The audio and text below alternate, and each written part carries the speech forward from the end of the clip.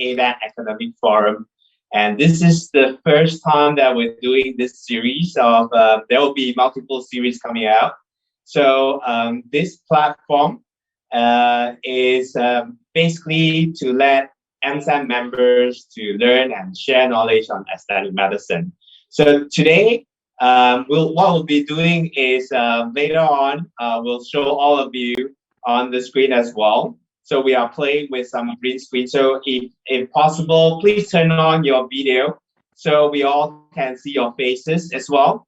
And what we'll also do is later on, if you have any questions, you can just text on the chat box. And what we'll do is we'll ask our panelists with your questions later on. And if you ask you to kind of ask the questions, we might actually focus on you. So if you want, you can dress up a little bit before we actually highlight you later on. So my name is Sing Song Lim, and aesthetic physician in KL. And together with me is Dr. Alice Goh, our own homegrown oculoplastic surgeon, of course, the best person to talk about this topic today. And before we start the session, we like all of you to mute your audio, but just turn on your video if possible. Like I say earlier, if you have questions, you can just key in as many as you want. And of course, this does come with a CPD points for all MSAM members. So if your membership is updated, and if you please make sure all your details that you key in during this session is correct, so that we can actually apply CDP points for you as well. So Alice, how are you? I'm good, Ting Song. How are you? I'm good as well. This pandemic is crazy, right? And then, of course, tomorrow we might have a new PM. Let's keep our fingers crossed. Well, I do think our current or ex-PM will probably need some work on the periorbital area as well. So you're are right, you excited about the topic today? Yes, I am. I am extremely excited for the forum tonight. Now, it was about a year ago, we had our AJAC online for the first time. And unfortunately, 1 year later, we are still in pandemic. But I hope everyone else is doing okay despite the pandemic. And I hope everyone is ready to learn something tonight during this forum. In fact, I think one of the things that, especially for us aesthetic physicians, oculoplastic plastic surgeons, and dermatologists in Asia, we do see a lot of people coming in. The first sign that talk about is the eyes, because we always say eyes. Our eyes are the windows of the soul. So, and this is one of the first area that you see lots of sign of aging, isn't it? Yes, absolutely.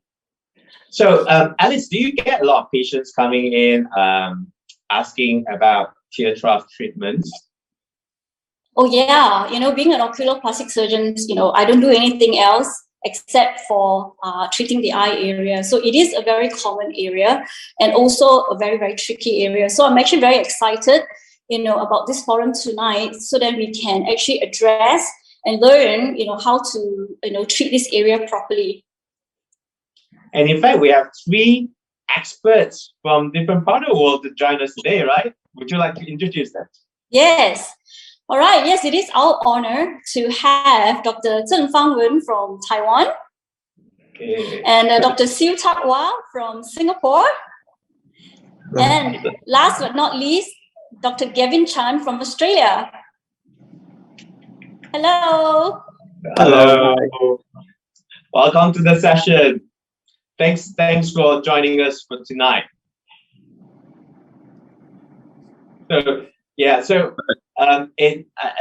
we have these 3 fabulous experts who, I think most of us have seen some of them on videos, some of the photos here and there, giving talks and posters as well.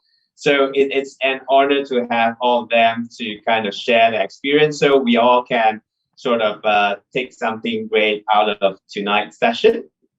Yes. And Alice, we always hear people talking about tear trough deformity.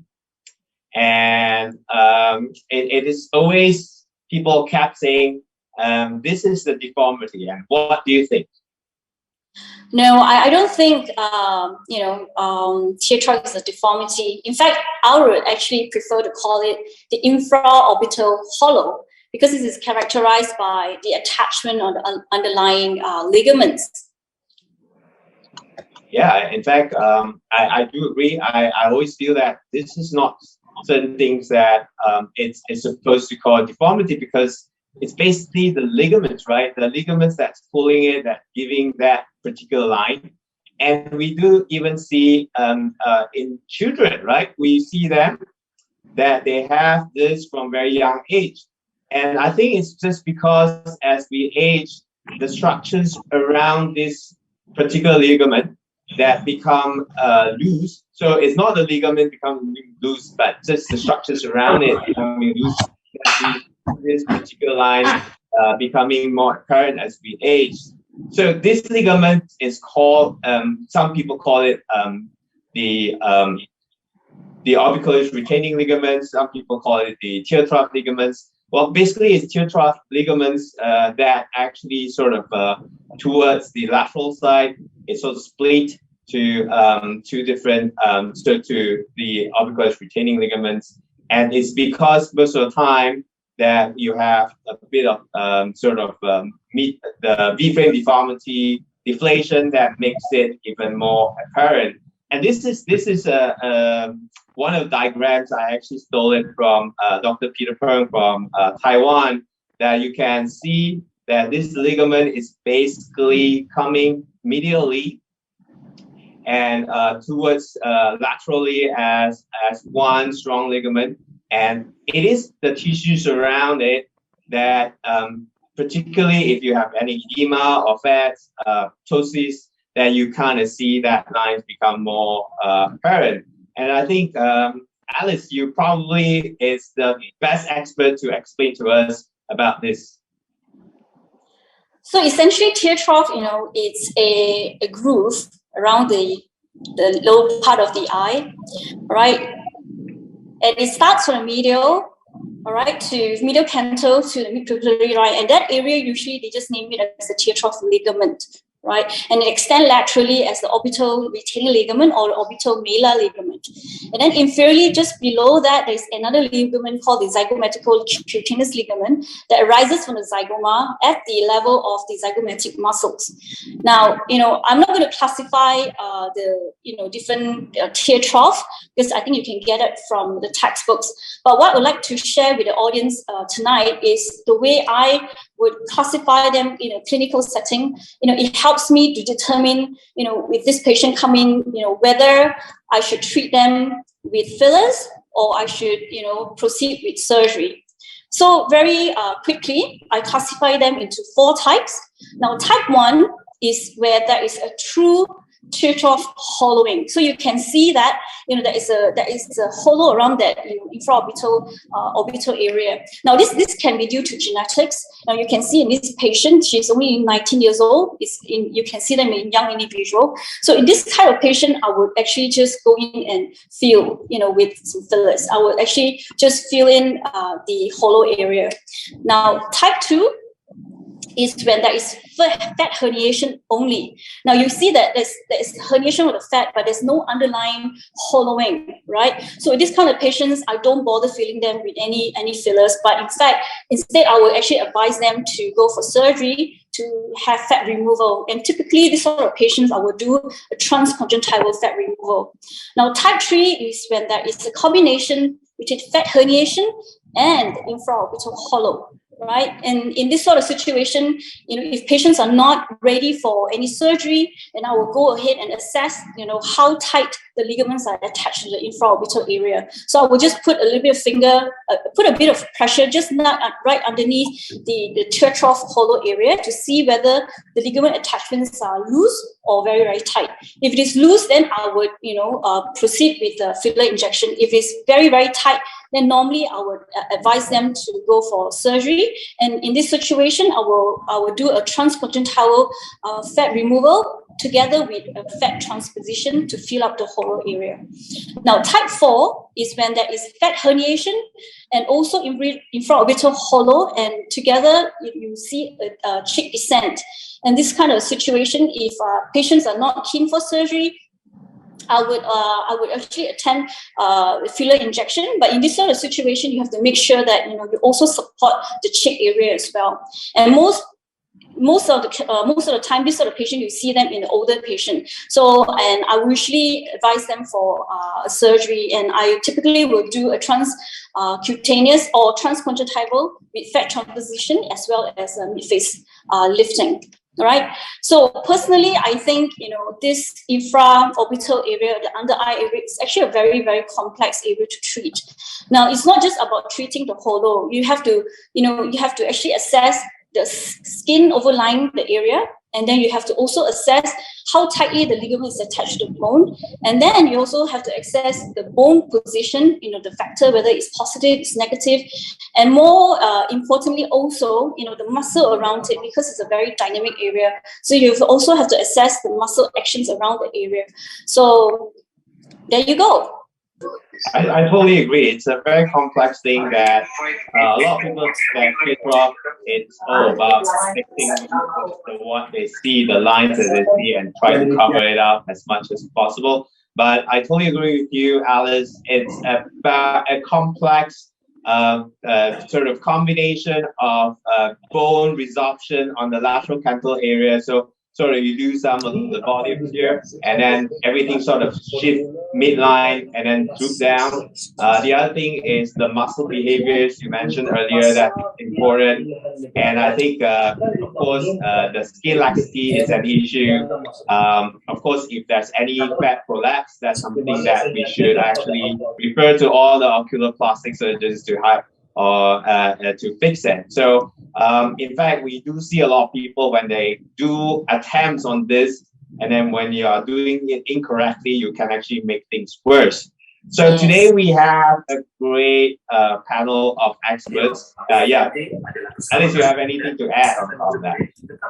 No, I agree with you. I agree with what you said. Yeah. So one of the things that I think all of us have questions. Probably, Alice, you probably have a lot of tools in your toolbox. So not a lot of us do surgery here. So, and in fact, I think some of the things, sometimes we get patients that we know that we can't treat, or sometimes we think that the patient has different expectation or what we call something that is not very realistic.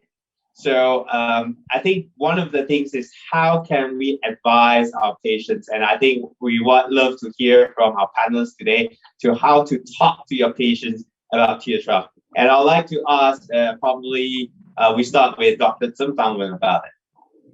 Yeah. So when a patient presents, can you hear me first of all? Yes. Yes. Okay. Yes. Okay. So when the patient comes with infraorbital hollowness, how would I advise the patient? Yeah.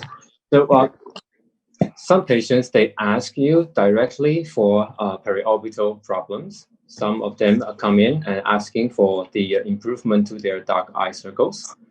Other patients come in asking for improvement to their eye bags. But for I believe there are still a large fraction of patients, they didn't really know they have problems there. So I do frequently remind the patient that although you ask me for skin spots, other things, but this may be one of the most important thing in your face that if treated, we can bring a lot of improvement to your overall appearance, make you look younger and less tired. So the first thing would be to identify those who are in need and to recommend the treatment. And when the patient comes in, I think that Alice did a very good assessment. You have to look into all those characteristics in the periorbital region. So usually I would divide the patients into two groups: the easier type, the more difficult type. Okay. So the easy patients would be those patients who are usually younger and without very tight adhesion of the teardrop ligament, like Alice just explained. And so for those kind of patients, when you do the push test, you will see only with push test, the infraorbital hollowness would improve a lot. So for those kind of patients, you know that with a filler and only by deep injection, you will have a good improvement. Maybe not 100%, but usually 80%, 90% is not a problem. But if you see a patient with skin laxity, you see a lot of static wrinkles on their eyes, and when you do the snap test, the skin goes back to slowly, and you see prominent eye bags and the very tight adhesion along the teardrop ligament. So those are the more difficult patients. And if this patient is not yet ready to go to Alice's clinic, because he or she is a public figure, because she's too busy, she's a big boss, things like that. So when they ask for minimally invasive treatment, I will explain like this. So you have two problems. One is bulging, the eye bag. Second is depression, the infraorbital hollowness. And we have different treatment for those things. Okay, so you can either do surgery to remove the prominence of the eye bag. You can try energy-based devices, try to tighten the skin to make it maybe 30% smaller than before. And still you need some volume to the infraorbital hollowness to project those depression. And with the combination of those two, this is how we can give you the best improvement possible with minimally invasive procedures without surgery. So this is how I would explain to my patients. Yeah, Dr. Shen, you mentioned about energy-based devices. What kind of energy-based devices would you do? For instance, they have loose skin. So if this patient needs not only the tightening of the infraorbital area, if he or she also needs some tightening in the overall face, the submental, the neck, then I probably go to the monopolar radiofrequency, because it gives you an overall improvement in the face and neck. But if this patient needs only or wanted only the periorbital tightening, then microfocus ultrasound would be much flexible in budget. You don't have to use the entire treatment tip of the monopolar radiofrequency, and you can use, I would often use between 60 to 100 lines with the cellular transducers of the microfocus ultrasound to treat the entire infraorbital region, and sometimes also extend a little bit more laterally, hoping that those tightening would improve the overall valleys and hills in the periorbital region. Sometimes we have to combine the energy-based device and the injection in the same session. But if you are able to divide those two treatments in two different sessions, like when you perform microfocus ultrasound and you wait a month or two, and when the patient comes back, you will see that these valleys and hills have already improved somewhat. So this kind of treatment would change this patient from maybe a very difficult patient for filler injections to an easier case for filler injection. So you will have less unnatural results. You will have a better improvement after that. Right. And if you actually tell them the plan much earlier, I think they are more willing to kind of subscribe to it, right? So it's not just a filler treatment. That is a combination of things that you will plan for them. Okay. And yeah. Do your patients actually all subscribe to that, or do they actually say, no, Dr. Shen, I want more fillers? Yeah, even if they want more fillers, but of course, we often reject patients when you believe that a more filler is not the answer. It's not going to make him or he better. Yeah. So for those more difficult kind of patients, combination is the better way. Yeah. Instead of yeah. So how about you, Dr. Siu? What do you think? Do you get a lot of people coming and say, I want this tear trough, or yeah, probably just like Dr. Tsung, that they come they just leave it in your good hands. This is fix me. Well, so you can hear me, right? Well, I Yes. absolutely agree with we can hear you. everything that has been said so far, what Dr. Sung said. The treatment for tear troughs, request for treatment for tear troughs is one of the biggest concerns that my patients have. And the thing is, patients sometimes do not know what their problem is. When they come to you, they usually say, "Oh, I want to treat the eye circles, I want to treat eye bags." If they say that I want to treat tear trough, it usually means that they've done some research. And when they refer to the tear trough, it may be a different understanding of what we have of the tear trough, because we have tear trough medially, and then laterally we have the infraorbital or the lateral infraorbital hollow. So we often have to look at it in totality. And even if the patient says they want to treat the tear trough, we have to firstly get the right diagnosis. We have to see what's the problem, and then we really have to give the patients the right expectations and prescribe the right treatments. This is an extremely difficult area. Many things can go wrong. And I find it very troubling when you see advertisements outside saying that you can just have just a very simple treatment and have this area gone with just a filler. So that also gives people wrong expectations. And it's really up to us to tell the patients that this is not true. So again, when we treat the tear trough or the infraorbital area, we often have to treat the whole area, like we've said, right? We may have to treat the skin. It doesn't come alone. We also have to treat the area around it, the cheek area, for example. So if there's some volume loss below, we have to give support around it. And in my practice, sometimes I do not actually fill the tear trough itself.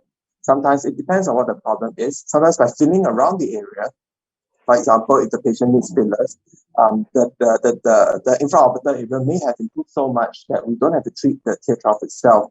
So the tear trough being a very sensitive area, we really have to be very careful on whether we treat or not treat it. And if we do treat it, we always have to under-treat. And finally, combination treatment is key. Relying on fillers alone is not going to work. We have to use other modalities like what Dr. Sung said. And patients, when they come, they often have the idea that they want the fillers, but sometimes that's just not suitable for them. And for those patients who had a very successful outcome with the fillers, they will come back 6 months later, and then they will want more fillers. And that is when we have to tell them that, hey, it's time to look at some other treatments. There are other modalities that can help you. I totally agree. Especially you say undertreat, because I think most of the time when we see patients who actually go overtreated, and that's where the problem comes in. And I'm sure you get a lot of patients who kind of feel out themselves a lot more on the mid cheek. And do you think that actually makes the tear trough worse? Yeah, that's absolutely true. I guess you're now having a lot of this publicity on that as well. Right? I think it's all behind me. Anyways, yeah. How about you, Gavin? Gavin has a video on tear trough, all talking about. That was a wonderful video, by the way, Gavin. Thank you. Well, I'm going to give the opposing view to all of you guys, because after 14 years of filling tear troughs, I now lead a very stress-free life of not filling tear troughs. I refuse to fill them now. And I tell you what, I sleep better at night, and I don't get patients coming back to hound me all the time like I used to. So I'm going to give you guys the opposite view. Although, look, I did fill them myself for 14 years. And as much as I respect everyone's point of view here, my personal opinion is that the risks of filling tear troughs the benefits are way outweighed by the risks. And if we look at the longevity alone, in the tear trough region, most fillers there can last a very, very long time. So, you might not see the complications that that might not come straight away, but they may come up sort of years down the track. And I must say, I've been fixing a lot of my own complications sometimes from 10 years ago or longer, patients coming back with sudden complications. So the longevity and just back on that note before, where you guys were saying that the patients were coming back in 6 months, I think filler, especially in the tear trough, is really addictive. I mean, sometimes you get some fullness there, and it starts to go away after a few months. It's not that the filler's gone, but that initial effect is gone, and then the patients come back and they say, "Oh, give me some more filler." And what they don't realize is that the filler is still there from the last time, and maybe even from years ago. And we did some MRI studies with my colleague, Dr. Mobin Master, and he's a radiologist and cosmetic doctor. And we found that a lot of these fillers were lasting beyond 10 years in the tear trough. So it's very hard to say no to people. Once you've given them something once, and then they come back for more. So you've got to be very firm with that as well. But yeah, I just typically find a lot of complications coming up in the future, and maybe the underlying reason for that is possibly the strength of that tear trough ligament. And I think when Brian Mendelsohn found it in 2012, he warned that filling the tear trough right along ligament could result in filler being splayed out to both sides. So some going into the orbit, some going into the cheek, but maybe the actual tear trough ligament, because of its integrity, how strong it was, it's actually hard to get the filler right on top of it. Maybe if you're lucky, you can do it and it works and looks beautiful, but a lot of the time, maybe that filler is going either side. So filling the tear trough directly for me is a no-no, and I actually go for a bit of support underneath the tear trough ligament now. So rather than filling directly, I feel a bit underneath it, and that's my answer. But look, you don't get the same result as you do, filling the tear trough directly. I know it's an infinitely smoother result when you fill the tear trough directly, but it's the complications that I see in the short and long term afterwards, which stop me from doing that. So it's about patient expectations as well. And also, like what you said, Alice, before, it's not a deformity. So it's not necessary to obliterate this tear trough because it's not a deformity. So I think, that's something, I think that's a good point to reinforce with patients that, this is a normal thing. Kids have it, and it's not like people with tear troughs are bad looking. You can be good looking, and you can be nice looking with a bit of tear trough. It's just when it gets too much and you want to just taper it, bring it back in a bit. That's when you might intervene. But so that's my sorry, Gavin, I'm gonna jump in and ask you, because you do get patients who come in and the first thing they ask is, I want to fix this tear trough, right? And I want it gone, like 100% zap gone. The first time you did it, it looks better, but it's still not gone, and they come for more and they want more, right? Yeah, I've been in that situation many times. I had my record, I think, is I had one guy who came back 20 times. I reckon he came back 20 times, and Oh, wow. I could not make him happy. He ended up going somewhere else, and I think they had the same issue. But I think the other thing is, I've got a bit of a rule with tear troughs.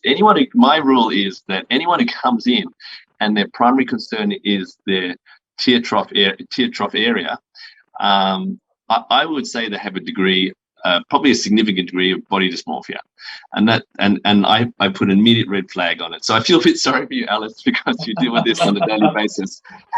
So you have a hard job, Alice, very, very hard. Yeah. But I pretty much, so what I did, I made a video on why I don't feel tear troughs anymore, and no one comes to me for that anymore. So. But you do get much more sleep these days, right? Without having to deal with them. Oh yeah, I feel. Look, I'm still very busy. I've got tons of, I still do fillers. I still do, some supportive fillers around the eye area. But look, I decide what I want to do, and for me, it's just not a worthwhile risk ratio. So risk benefit ratio. So I have a very straightforward practice. I do things I'm good at. I do things with a certain outcome. No stress, no worries. So you mentioned, so I'm going to ask you this question straight away, because you say you've seen a lot of complications and some are long-term complications. So can you share with us some of the complications that you see and how you kind of manage them? I'm sure that there are some doctors here who will see some complications. Would love to see how you treat them as well. Sure. Well, I mean, I did provide you. I gave you guys a photo, I think, to demonstrate this point. I had a patient who I filled about, I think it must have been about 2010 now, or 2000, even before that. But I filled her. It was good. The result was really long lasting. And she came back probably 2+ years ago, and she had puffiness, and she hadn't been filled during that time. And the puffiness was persistent. It was, it wasn't just there for a few weeks. It was there for months and months and months. And she, I had to dissolve her tear trough filler and start again, but could never really get it back to as smooth as it was when I first did it. So I was in this sort of difficult position where, she wanted the result back, but I couldn't dissolve and refill. So that's something I never do anymore. I never dissolve and refill. So she ended up going for surgery, which helped a lot. And she had quite a strong tear trough ligament that was bound down. So that was released during surgery, and she had some fat transposition as well. But that was just one example of, a complication that, came back to haunt me many years later. Is this the photo? This is from the photo. Yeah. This is a pro photo that one of the donations. This is the photo, right? Yeah. Yeah. So this is a photo. This is the immediate. She did put. You can see her face looks a bit different overall because she did put on some weight as well, which helped a lot with her overall facial appearance. But there's quite a bit of filler that went into her cheeks, tear troughs, temples, various areas, and this was. The next one, go back to, there's another one of the same patient with a single photo. Yeah, that's the one. See, this is about 10 years later after the initial filling. And you can see her eyes. I didn't zoom in on the photo, but the eyes are quite puffy. And I just dissolved that. And, since dissolving it, it was very, very hard for her to accept. Because I think once you get to this stage of filling, whether it be, good or bad, even some people have really bad tear trough fillers. Once you get to that level, once you take out that filler with hyaluronidase, it's a massive psychological game. I'm sure you guys have seen this as well, but if you ever decide to dissolve someone's filler in their tear trough, be bad or good, that sudden loss of volume will create crepiness of the skin, wrinkling, hollowness, and I've had people come back. I don't usually open on Sundays, for example, but I did some dissolving on Saturday on a patient, and she called me on Sunday. I had to go into the clinic to refill her on Sunday. She was so devastated. So anytime I dissolve is a massive lecture or brief or briefing before I go ahead with that. And usually there's always a backup plan like surgery. You're going to need some surgery after I dissolve your tear trough filler, be it good or bad. Right. A lot of times when we actually say the skin laxity will be an issue, right? Yeah, at least you have something to say about it.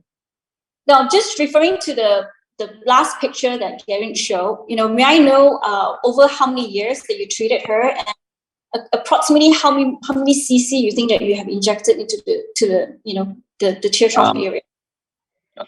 Look, I don't have the exact notes because it was so long ago. But I think it was about a 10-year space between those photos. and I think it was about maybe a mil, I would say, which is a fair amount. I usually don't inject that much, but back when I started, I injected a lot of filler. Right.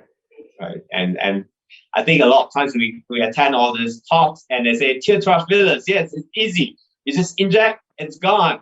And I think that's we all went through that same trap. Yeah.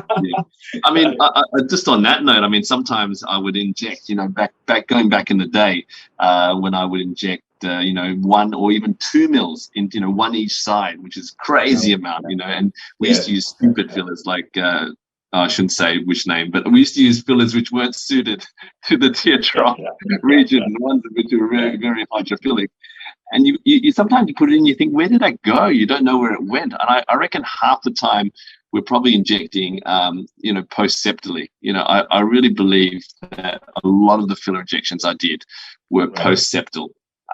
In other words, for the viewers out there who aren't familiar with the terminology, so that which is behind the orbital septum, separating the front and back of the eye space. So, and I think that where the orbital septum attaches to the orbital rim is really, really close to the where the orbital retaining ligament attaches to the orbital rim. And if you're doing some deep injections, I think especially with a needle, I think the likelihood of you going post-septally is very, very high. And I think there's a lot of cases out there where we are injecting post-septally and we don't even know. Exactly. And especially I think in that particular area, especially very immediately, that's only like you have your bone and then muscles and then skin. That's not a lot of space.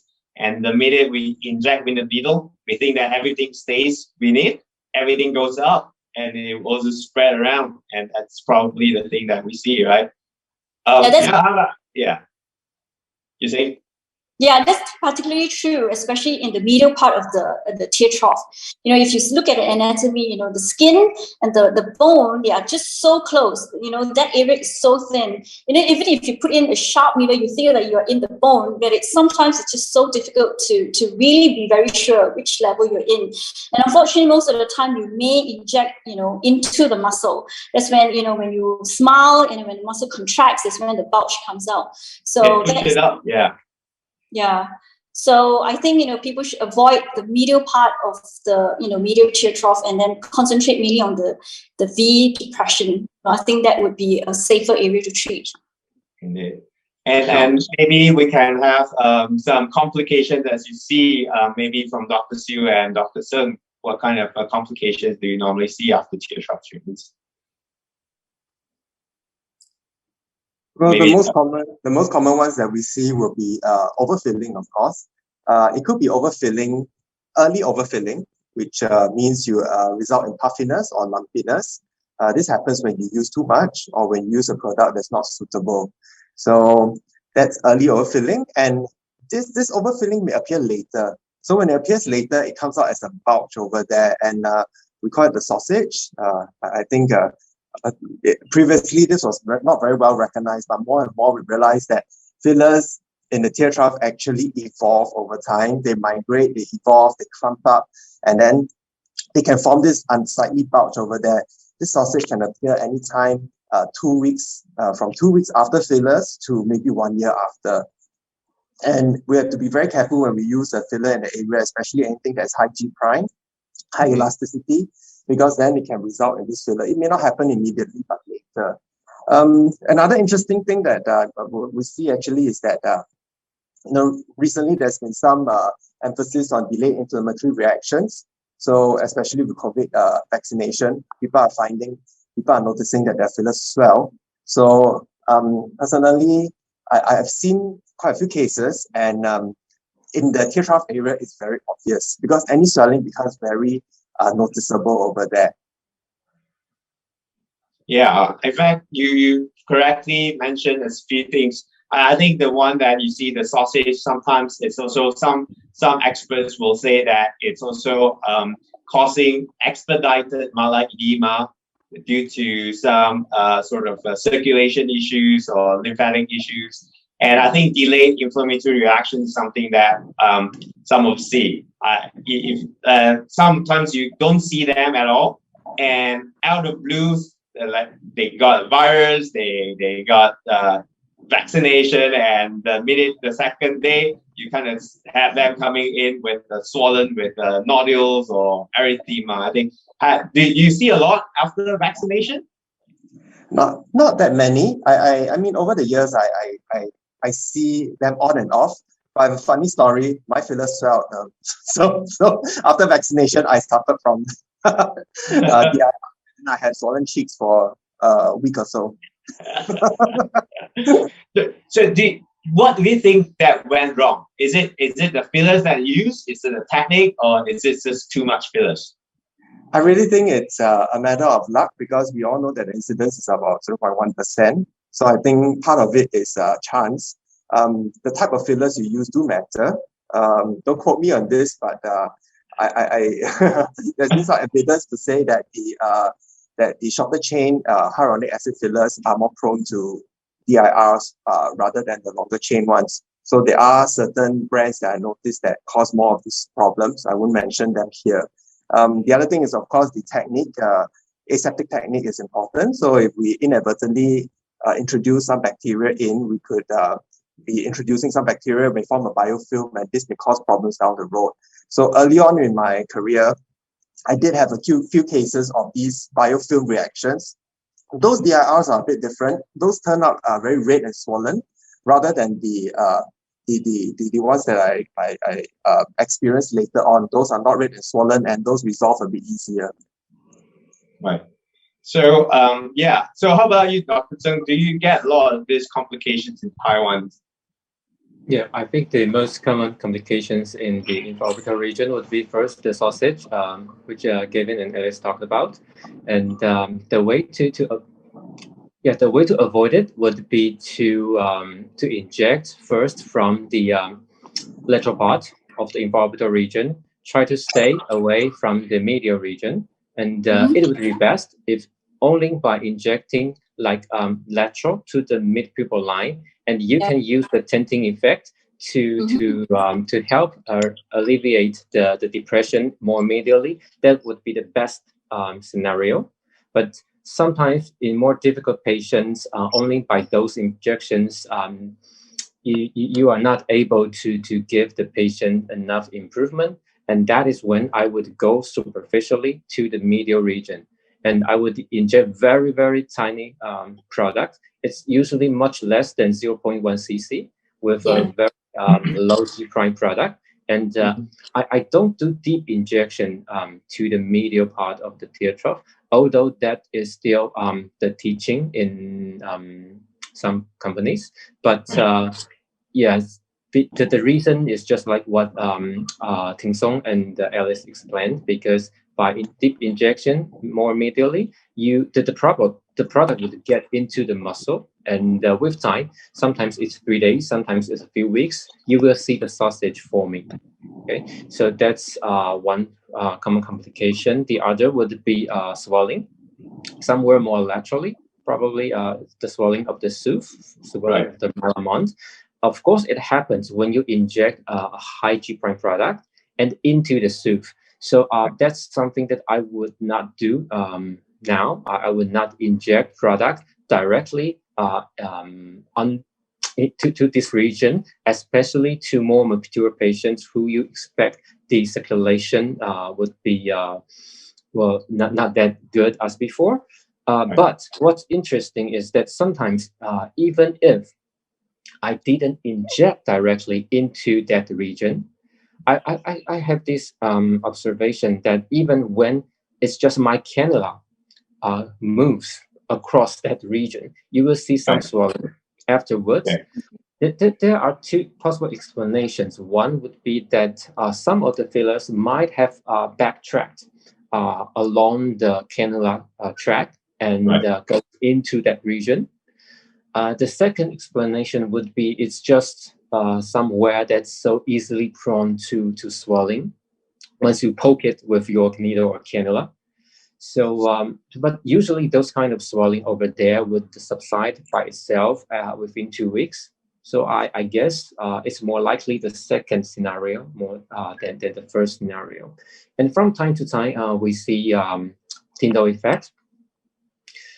But what I still don't understand is first, previously we thought that Tyndall effects happens when the blue light hits the particles within the products, and so the blue light gets reflected more back into our eyes. So theoretically, it happens more with particle products or biphasic products. But when I tried all the products in the market here, I found that actually some of the gel products have the highest ratio of giving Tyndall effects. So I don't have explanation to that. This is first. The second is when Tyndall effects happen, it does not happen right away. It's usually a few weeks or a few months later, then you see the Tyndall effects. So those are the two things that I don't quite understand. But of course, to avoid that from happening, deep injection, or there are some products with lower G prime, and you know that it disperses more evenly under the skin with better tissue integration. So those are the products that I do find to have much lower risk of Tyndall effects after injection. I totally agree with you. I think one of the things that people think about is when the viscoelasticity of a product that sort of accumulates and it doesn't integrate with tissue well, you do get the effect. And I think we have a question here from one of the doctors. Dr. Bob is asking, what is the best filler that you use for tear trough here? Okay. What would you recommend? So let me go first. So when I need to treat the tear trough, I would ask the patient for two products. I would ask for one stiff product with high G prime. It can be an HA filler. It can be a biostimulator as long as it comes with high G prime. I would use that product for deep injection in the anterior medial cheek. I would say that this is for foundation. So this deep injection is going to help us improve the infraorbital region for at least 50, 60, or even 70% after only that deep injection with a high G prime product. And the benefit of using a high G prime product there is because it gives you more projection vertically without horizontal spreading. So you don't make the midface too wide, or Ting Song would scold me for overfilling syndrome. And then I would ask the patient for one product with very low G prime. It's most often low concentration, low cross-link ratio, low G prime HA products. And I would use only a tiny amount of that. So even though the patient gave me 2 cc, I don't usually use that much. So I would use some of the high G prime, some of the low G prime products, and I would save some product for other regions. Any other suggestions? Yeah, maybe Gavin or Gavin. I agree with the high G prime one in the cheek. I do that now. But I'm just thinking, I'm in Australia, so most of my patients are Caucasian. Ting Song did ask me if I have any link to Malaysia, and I said not really, except that I've been there for a holiday. KL.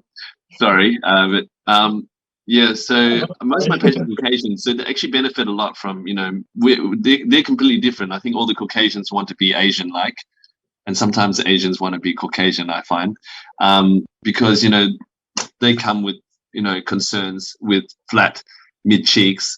And Asians have very projected mid cheeks. So I don't know how you guys get around that, because a lot of your patients would have a very projected mid cheeks. So how do you put more in without making them look too full? So I always find that to be an issue.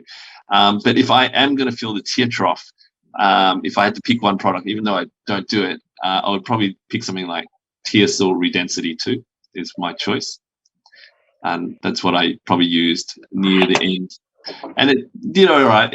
It's designed for the eye area. It supposedly has some vitamins and things in it as well, which help to rejuvenate the skin around the eyes. But I'm not sure if that's true or not. But the consistency of it was nice. It was very low G prime. It didn't tend to cause edema very much. So that's what I used to use before I stopped filling that medial tear trough directly. Oh, we have a problem. Yeah. Right, some technical issues. Never mind. Maybe Dr. Siu, maybe you can also discuss what would be your preferred type of filler you use around this area. Right, I agree with both Gavin and Dr. Sung that you need two products. You can't just use one product unless only in very special cases. So you need a higher G prime product for the cheek area, and then around the eyes you need a lower G prime product.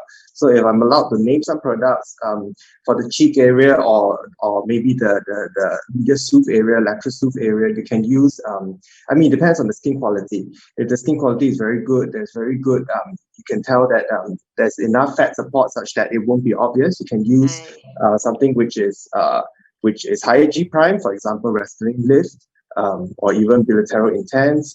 You can use something like bilateral volume if you need volumization. You can use Juvederm volume for voluma. So many choices over there. But when it comes to the eye area, the tear trough area, then you have to be really careful. You want to use the softest product in the range of any brand. So if it's Restylane, you think about Vital Light.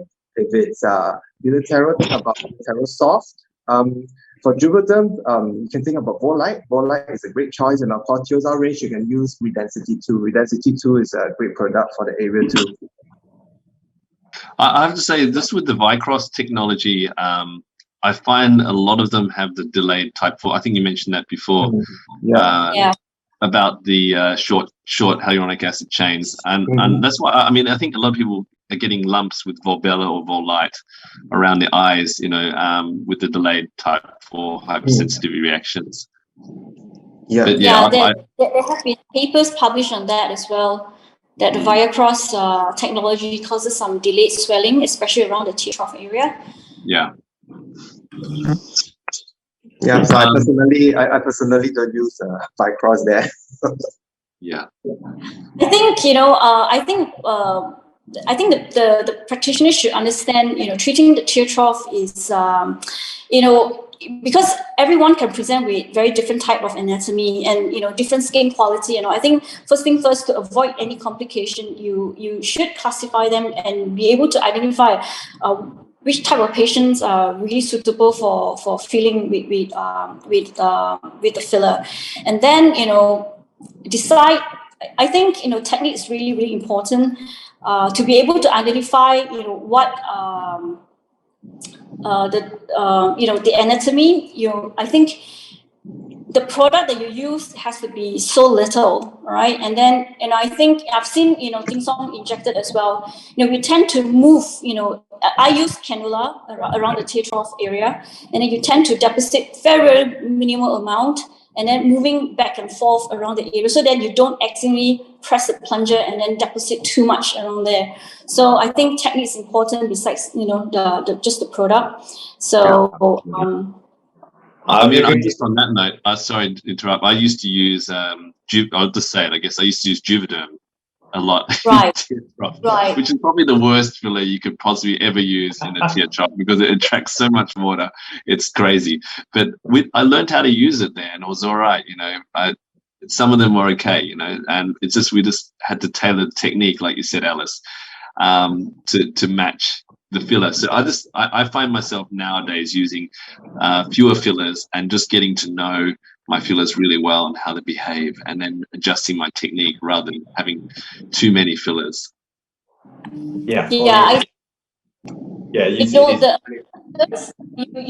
think if you're treating children, always under treat them, and then have them come back 2 weeks later, because especially if you treat them for time, you don't know how they react to the fillers, how much of swelling they're going to develop. So it's always good to undertreat them and then have them back 2 weeks later, 3 weeks later, and then reassess, and then top up if you need. And we know that over time, when the fillers sort of expand, when they absorb a lot more water, and then it will actually expand. So always undertreat and then have them come back to reassess them. That's how I would do it. I totally agree. And I think just now, a few of our experts and yourself also mentioned combination is key. Most of the time, it's not just about filling it up. That's a lot of interplay with lots of different structures that's playing a part in tear trough becoming a bit more obvious. and also talking to them about, well, tear trough is not exactly the real problem. We can rejuvenate the eyes without having to kind of wipe that tear trough away. And I do agree with Dr. Zheng earlier that he sometimes find that if patients, you feel that, yeah, it's probably not a very suitable candidate for fillers first, you can always start with the energy-based devices, let it be your CO2 or your Tixel or your microfocus ultrasound, radio frequency, microneedle radio frequency to kind of work on that. And then later on, just work on the volume loss that you think that might be playing part as well. And I think, Alex, you have a different technique, right? You have a special technique for tear trough around the eyes as well. No, not that special technique. I think deficit more amount, and then don't put too much. That's you know, that is the key message that I want the audience to remember. And Dr. Zheng, you have something to share? Yeah. So if we still have time, can I have a question for Kevin? Yeah, sure. Go ahead. So Kevin, you have both Asian and Caucasian patients. So when you treat them in the mid-phase, when you use like high G prime filler to project the mid-phase, would you do it differently between those two types of patients? I mean, the shape, the location, and endpoint. How do you differentiate the treatment between the two groups? I mean, the faces are very different. You know, as Asian faces are very wide. We have wide zygomas. So Caucasian patients, I tend to focus a little bit more laterally to give them a bit more lateral as well, whereas Asians, obviously, I avoid that. And I'm very limited with especially young Asian females who come in or even males, I guess, but you know, they've got quite a lot of fullness in the mid cheek. I'm almost stuck if they've got a tear trough deformity or problem, you know, then I'm really a bit stuck. So I in terms of filling the mid cheek, usually that is my go-to method, you know, with filling for helping with the tear trough. But yeah, if they've got full mid cheeks, I'm sort of more pushing them towards surgery. Actually, on that point, I was actually going to say that, you know, the audience was asking about the type of fillers. We sort of said maybe look at the technique as a more important thing than the type of fillers used. But I think probably the most important thing out of all of this is actually expectation management. And I think if you're going to fill tear troughs or, you know, even that region or treat that region, you've got to manage expectations. And especially, you know, if you're only using small amounts, you're probably not going to get the full correction. You know, people are often unhappy and will return wanting more or pushing you for more. So actually, one of my tricks is I always recommend people to have surgery first. I say you have to have surgery. This is a surgical problem, whether it is or not. But Thank you, Gavin. I tell them you have to have surgery because this is the answer to your problem. And, you know, most people will say no, but because you've said that, it totally puts you in the right, you know, you become that's you're fine. You're the secondary, like you're not as good as surgery, so you don't have to perform as well. So that's my trick for you guys out there. Just say to everyone, you have to have surgery first. It works. Yeah, so it lowers down the expectation. I think that's a good point, you know. Can I say? I noticed in the questions that there were a lot of people asking about CAHA, PCL, and PLLA for the tear trough area. I mean, there are doctors who use these substances, but I would actually recommend you please avoid these substances, especially if you are a new injector or even if you are an intermediate injector. So, because these substances are non-reversible, and as we've been talking the whole night, this is a very sensitive area. If anything goes wrong, you want to be able to reverse it, at least have some insurance. So I would advise to actually avoid these substances unless you're really, really comfortable with them. So personally, I mean, I do use biostimulators for filling up the deep areas. We're talking about the high G prime, the filler, but that's away from the tear trough. That's actually more inferior, not in the tear, not so near the eye itself. I think if you're not familiar with PLA, please avoid it, because PLA can be difficult to control. It spreads, and I've seen problems, and when nodules happen, if overfilling occurs, it's difficult to correct.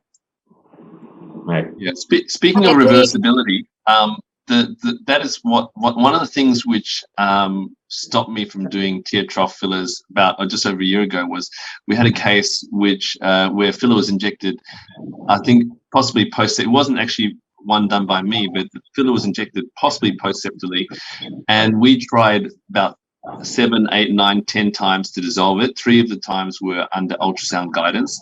The times which weren't under ultrasound guidance were done with about up to 1,500 units of hyaluronidase, which is a huge amount. And we couldn't dissolve this person's filler, and we ended up, sending her to Dr. Mobin Master to try and dissolve under ultrasound guidance. And he also did an MRI, which showed, filler in the tear trough, post-septal filler. We still couldn't get rid of it, actually. And in the end, we sent her to a surgeon, and somehow they found something in there, some calcification or some unusual thing, and it had to be taken out. But post-septal filler is very hard to dissolve. And we've also had a case recently of a patient with post-septal filler, very, very difficult to dissolve. So reversibility is hard sometimes, even with hyaluronic acid fillers. And that's really what stopped me from doing fillers completely. I just don't want to have that stress of not being able to reverse an issue. I totally agree. And I think it's a good point that you pointed out. Even you think that hyaluronic acid might be safe, it might not. And especially a lot of times when you have fillers that tends to kind of dissociate and then spread.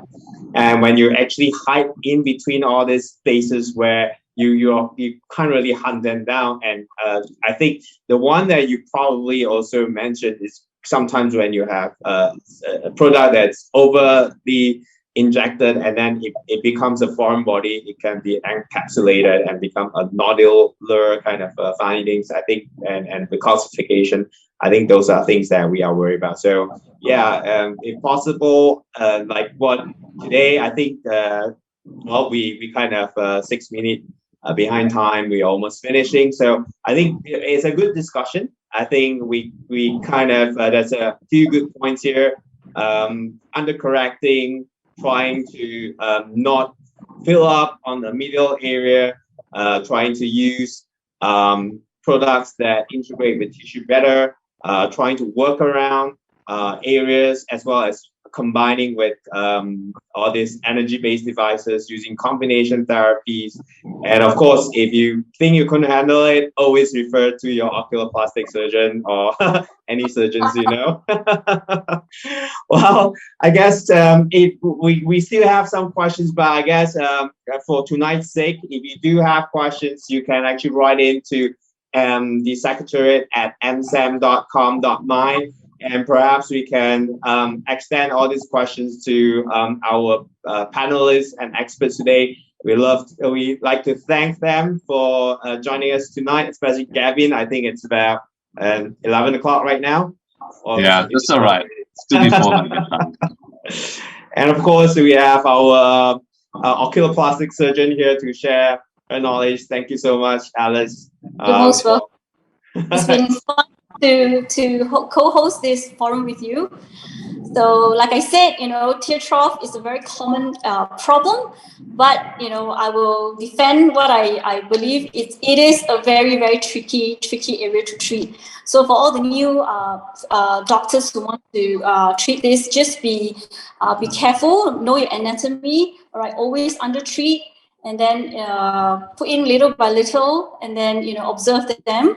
Okay, so, and I hope that this forum has sort of helped you all to have a better understanding. And also we have, some experts who are sharing, their experiences. So it's surprising for Gavin, who has been injecting for 14 years. He's actually out treating tear trough altogether. So that's how tricky it is, right? Like the Tao Lao Tzu says, like, doing nothing is the best thing ever. Sometimes you just know. I think it's a wisdom. Sometimes not doing anything is the best thing to treat it. So maybe that's one of the things that the wisdom of Gavin today that we can learn from. Thank you. And so before we go, last to remind you that our next episode we'll be talking about melasma. It will be on the 12th of September. I think the poster will be up sometime soon. We hope to see you very soon. So thank you for joining tonight, and thank you the panelists today, experts of panelists today, and thank you everybody. Bye bye. Good night. Good night. Thank you so Good night. much.